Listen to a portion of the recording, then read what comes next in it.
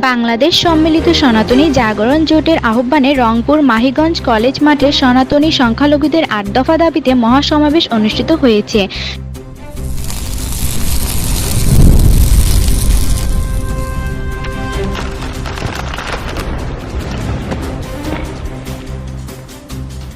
শুক্রবার বিকাল ২ ঘটিকায় রংপুর মাহিগঞ্জ কলেজ মাঠে উপস্থিত ছিলেন মঠ মন্দিরের সাধু সন্ন্যাসীরা।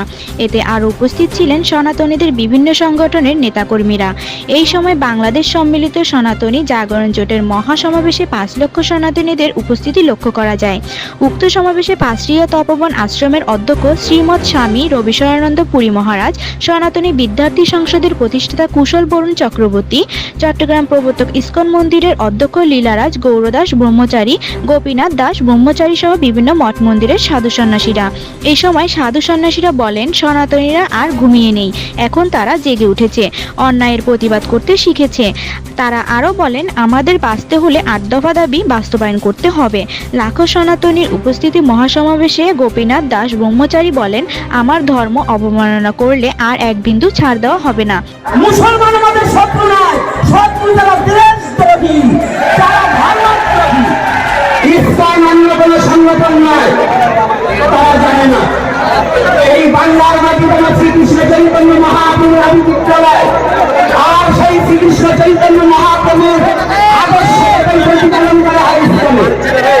ও এতে বাংলাদেশ সম্মিলিত সনাতনী জাগরণ জোটের মুখপাত্র চিন্ময় কৃষ্ণ দাস ব্রহ্মচারী বলেন, ঐক্যের সুবাতাস বইছে, বিভক্ত করতে চাইলে ছুঁড়ে ফেলবো। উত্তম নীতি, আদর্শিক নীতি, যা প্রজার জনকল্যাণের জন্য নিহিত। এইরকম মানসিকতা সম্পন্ন রাজনৈতিক দলগুলো রাজনীতিকে আমরা সমর্থন করতে চাই। সেজন্য আমি আপনাদেরকে বলবো, দয়া করে আমাদেরকে নিয়ে ছিনিমিনি খেলবেন না, এবং এই ৮ দফা অবশ্যই দ্রুততম সময়ে পরিপূরণ করুন। আমাদেরকে ইন্ডিয়ার দালাল, আমাদেরকে আওয়ামী লীগের দালাল এইসব টেক দিয়ে বহু রাজনীতি করেছেন, বহুদিন চালিয়েছেন, আর চালানো যাবে না।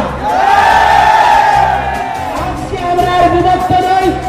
আজকে নারায়ে তাকবীর, আল্লাহু আকবার, এটি আল্লাহর পবিত্র নাম। এটি যদি জামায়াত ইসলামী নিলে দোষ না হয়, এটা সৌদি আরবের যদি স্লোগান না হয়। জয় শ্রীরাম, আমার প্রভুর আরাধ্যের নাম, আমার আরাধ্যের নাম, আমার ভগবানের নাম, আমার প্রভুর নামকে কি করে তোমরা ভাই আরএসএস এর ট্যাগ দিচ্ছ, বিজেপির ট্যাগ দিচ্ছ? এটা কি ধর্ম অবমাননা নয়? পূর্ণিমা হালদার, সত্য সনাতন টিভি, রংপুর।